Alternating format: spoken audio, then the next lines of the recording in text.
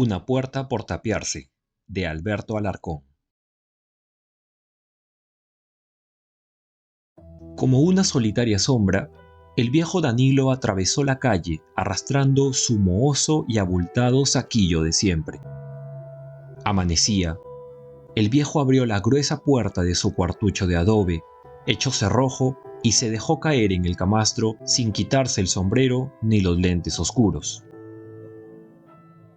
Atrás quedaba el camino encabritado de Huancabamba, los cerros imponentes, la neblina, las invernas y la habitación asquerosa del Hotel Merino, donde solía alojarse y en donde las ratas entraban y salían sin reparar en nadie.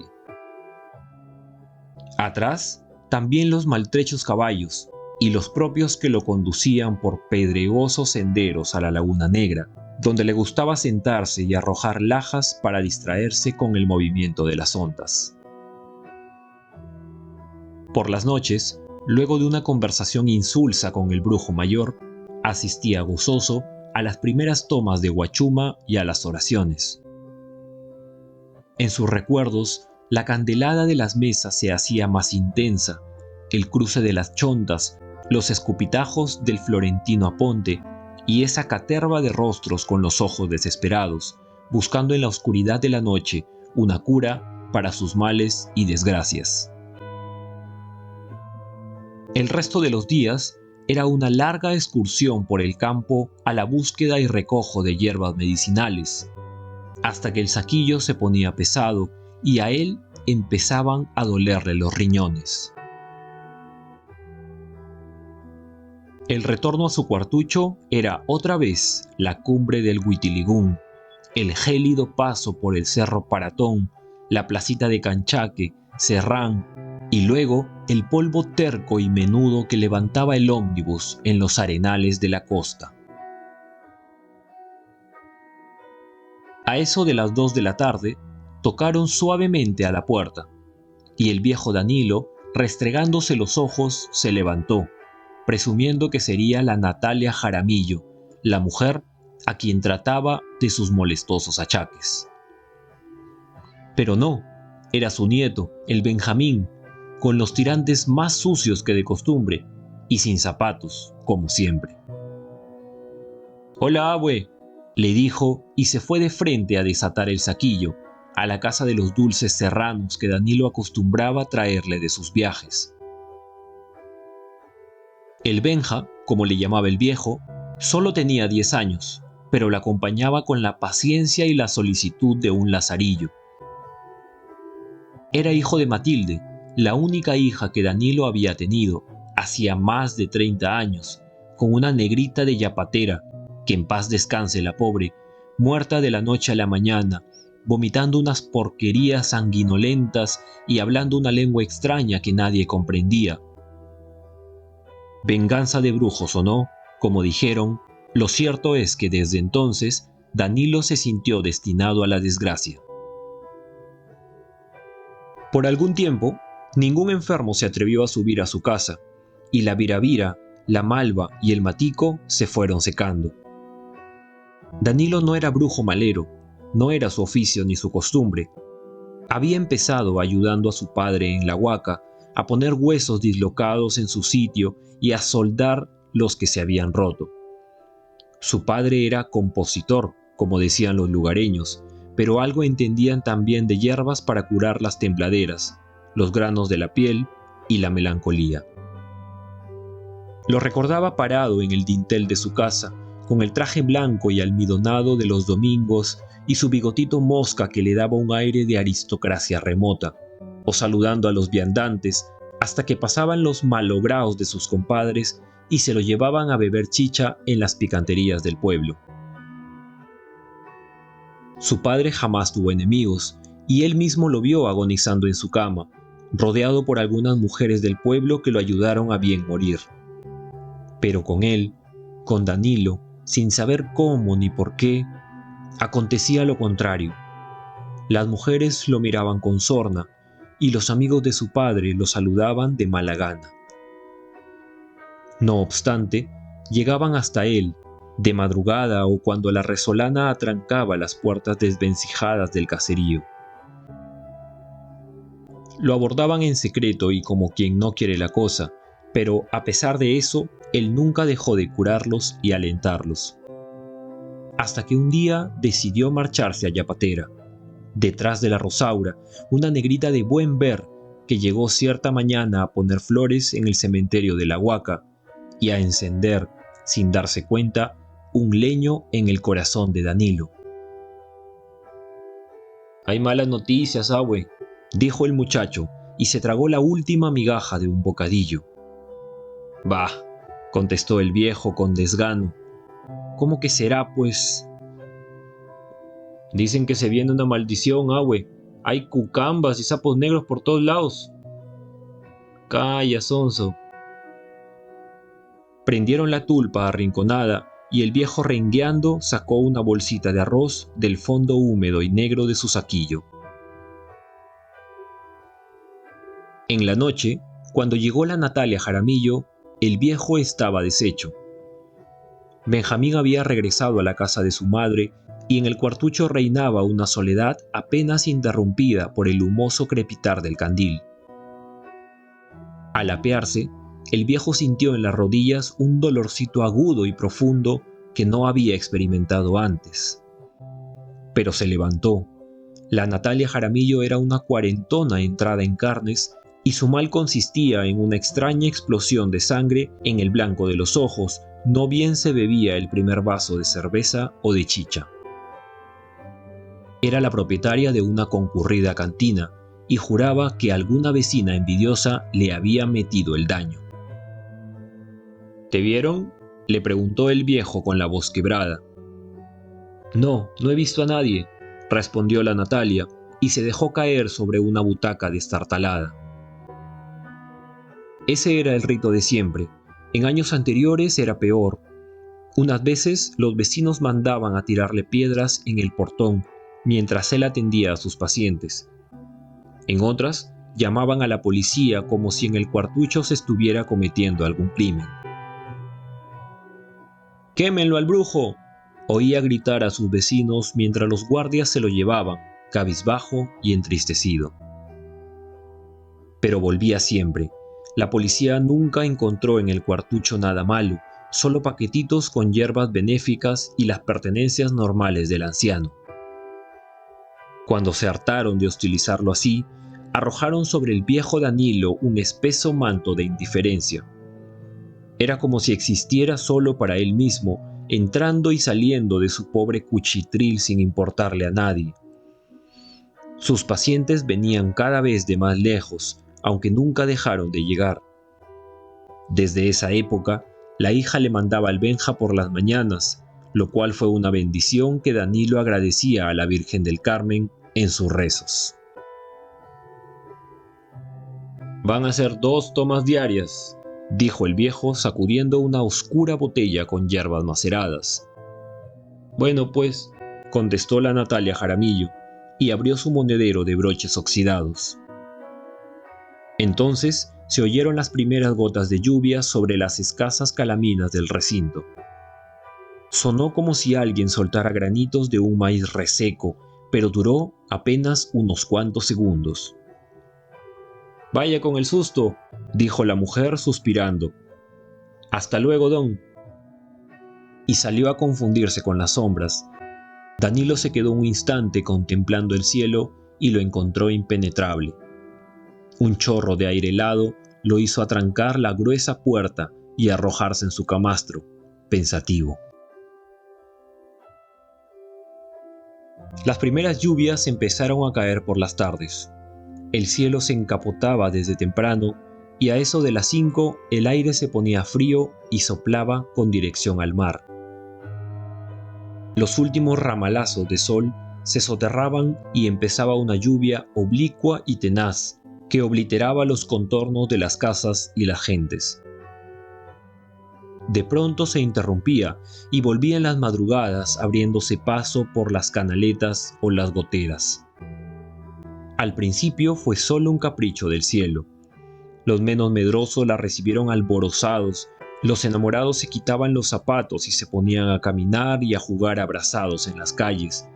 Los churres saltaban alegres sobre los charcos, y los viejos se ponían a comparar, en amena charla bajo sus aleros, estas lluvias con las del 25, rememorando los furiosos desbordes de aquel entonces, que arrastraban enseres, cadáveres y hasta toros enteros como si fueran paja.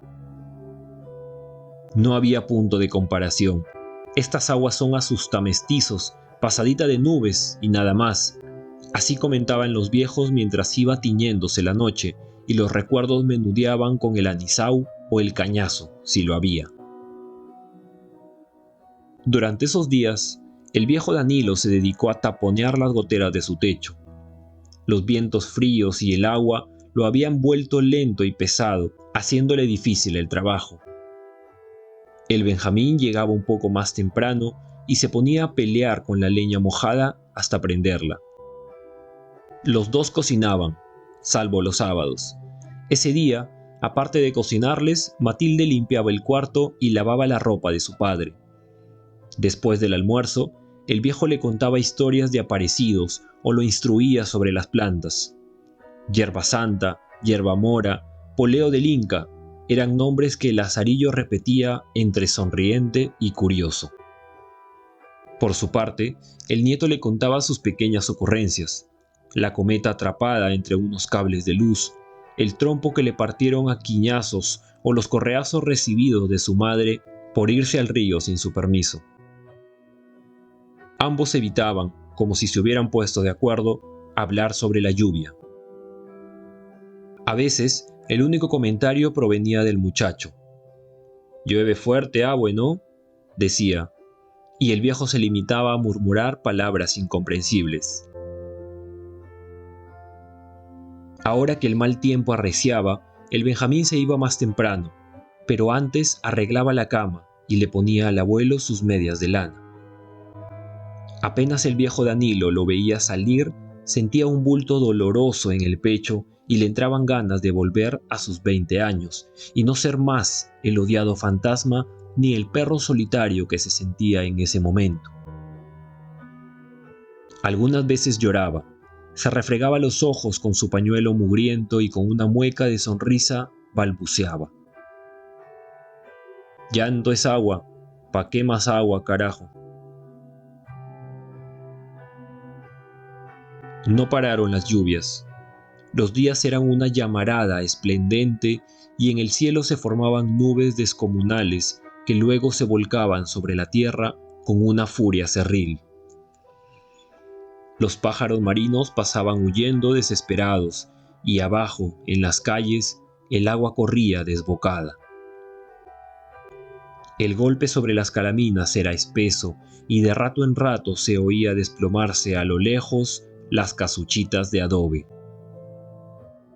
La gente corría a apretujarse en los corrales, bajo las calaminas, a rezar y a esperar los derrumbes.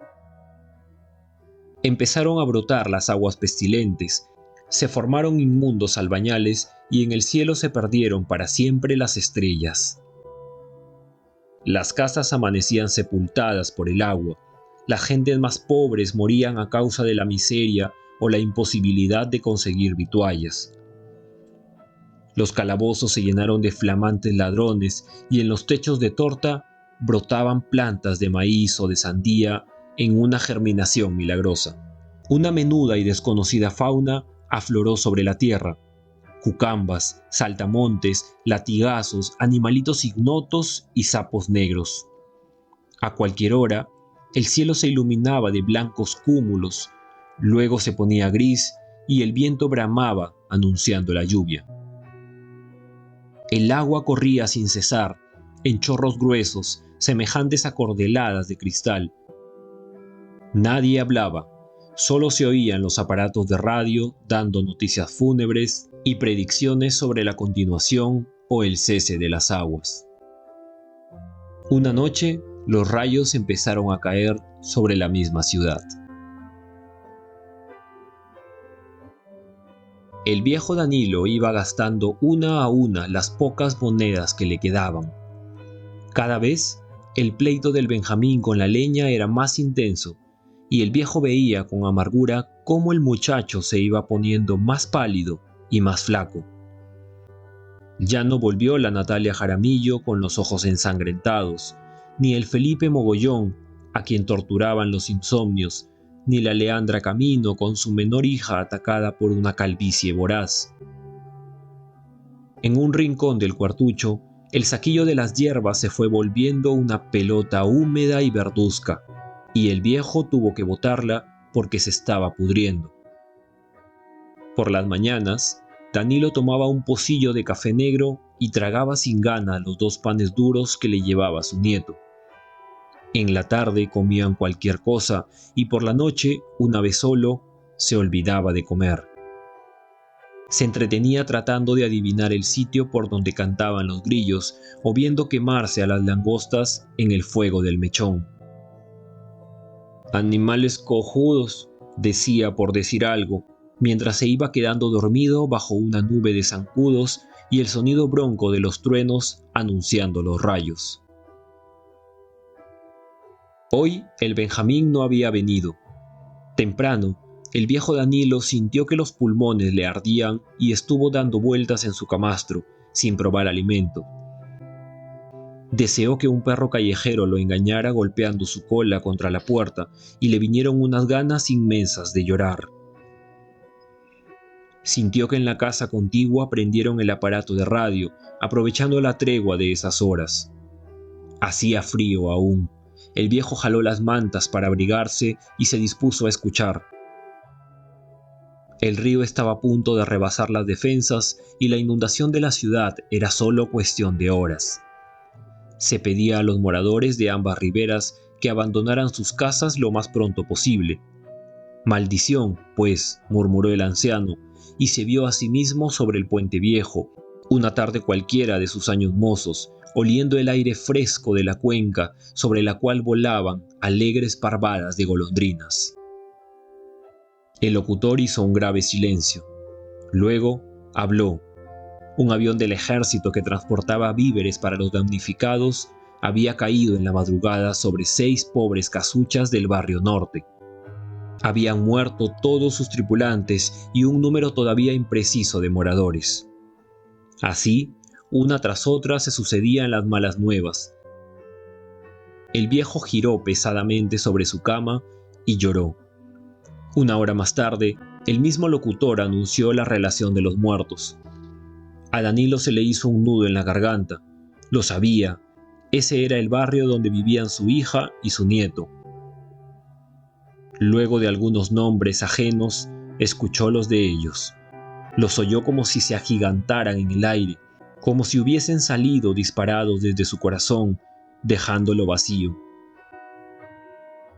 Allí nomás regresaron los truenos y la lluvia, y en el alma del viejo se hizo noche cerrada. Habían solo esquirlas de fuego y pedregones oscuros estrellándose contra él. Sintió que un lastre turbio le salía por los ojos y se abrazó a sí mismo, como queriendo convertirse en otro, en alguien que llegaba a consolarlo. Entrevió por un instante los cuerpos destrozados y alargó las manos como queriendo palpar por última vez la cabecita pequeña del Benjamín. «Llueve fuerte, ¿no?» Al cabo de algunas horas llamaron insistentemente a su puerta, pero el viejo Danilo no respondió. Recogió unas tablas viejas que tenía arrinconadas en su corral, se armó de un martillo y unos clavos oxidados y avanzó hacia la puerta. Mientras lloraba, se puso a tapiarla desde adentro.